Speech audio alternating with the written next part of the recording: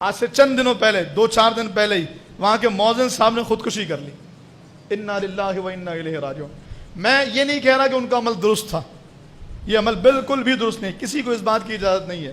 خودکشی کرنا فعل حرام ہے، لیکن پھر بھی ہم دعا کرتے ہیں اللہ ان کی بے حساب بخشش فرمائے، اللہ ان کے درجات بلند فرمائے، اللہ ان کے اہل خانہ پر اپنا خاص کرم فرمائے، ان کے لیے بہترین سبیل پیدا فرمائے. اب میں ذرا اس مؤذن کے حالات آپ کو بتاؤں، اور یہ میں نے کوئی سنی سنائی بات نہیں، جو بندہ اس مؤذن کے ساتھ رہتا تھا نا، اس بندے سے میری بات ہوئی. آپ کہیں گے میرے پاس وائس بھی موجود ہے جو ان سے میری بات ہوئی ہے. وہ مؤذن صاحب جو گارڈن کی مسجد میں خادم صاحب تھے، بلکہ ابتداً وہ اس مسجد میں امام تھے، پھر ان کو امامت سے معزول کیا گیا اور مؤذن بنایا گیا، پھر مؤذنت سے معزول کر کے خادم بنایا گیا، پھر خادم سے معزول کر کے ان کو مسجد کے واش روم صاف کرنے، مسجد کے جنریٹر ٹھیک کروانے اور دیگر اور کاموں پر مامور کیا گیا. 30 سے 35 سال اس بوڑھے بابے نے مسجد کو دے دیے.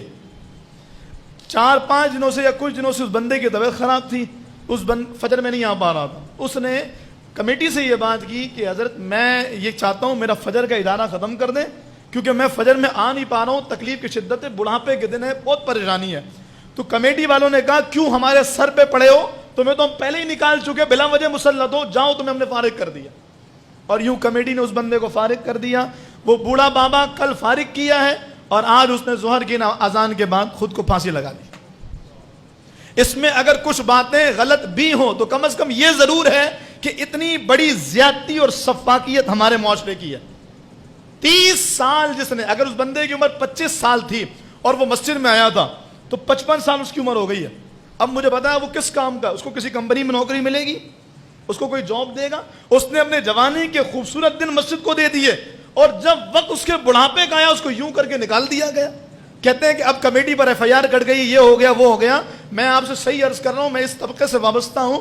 یہ صرف ایک گارڈن کی محمدی مسجد کے مؤذن یا خادم صاحب کا مسئلہ نہیں ہے. آپ کے شہر کراچی میں ایسے لاکھوں لوگ ہیں